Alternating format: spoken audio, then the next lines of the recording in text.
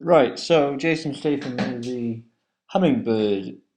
It's all right. I think there are individual elements that are interesting. It's just they're kind of far and in between. And at the beginning, it's quite exciting. Like the first opening scene, you think, "Oh, this is well shot, and it's got good stuff there, and it looks like this might be an interesting story." And then it doesn't really go really anywhere apart from there are a couple of moments where a couple of things do happen, and there's the whole thing with he's in love with the nun Isabel, and no, sorry, Christina.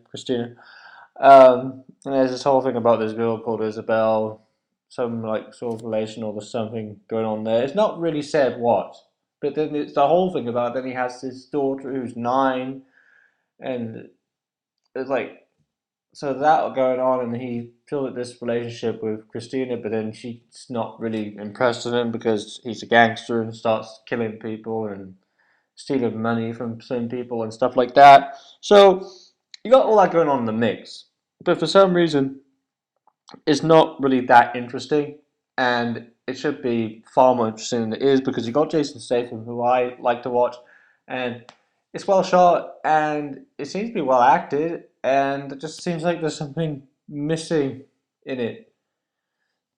And it's just there's quite a bit of the film. You just feel a bit bored because it just there's all this stuff going on. Like the camera work is good, and the acting is good, and there are individual elements of it that are fun, but it just feels quite boring. And it takes an awful long time for like a couple like ideas, or should we say like plot elements, and then doesn't really go further than it should. And I think that's a fatal flaw, in my opinion. And I think that there's something there's a scene where he wants her to get her to wear this dress, right? And because she her being a nun, she's conflicted with wearing it and stuff. And then there's this whole scene that they're outside in the alleyway, and then she starts talking about that she's like conflicted because of her religion and stuff that she's wearing it. And that scene was really good, like a little scene just like that.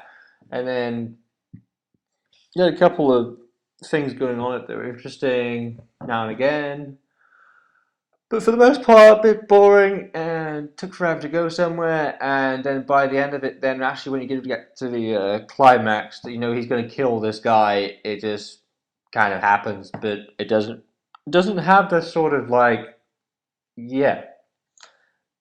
Like at the end of certain films where something's going to happen and you feel sort of, yeah, he did the thing. If the it just feels a bit flat, and that for some reason just felt not right, and it should feel right, but it doesn't feel right. So that's obviously wrong.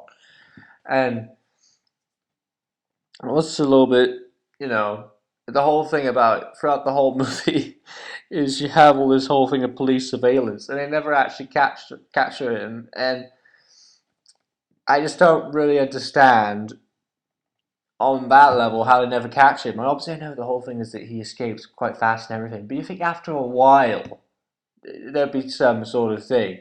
And even when the movie ends, they still got this police surveillance footage, and it's just like, enough now? I really don't care about this whole police surveillance footage, and it isn't really very nice to look at, all grainy and a lot of bloody garbage, like something out of Natural Born Killers, with all the stupid grain that was in that film.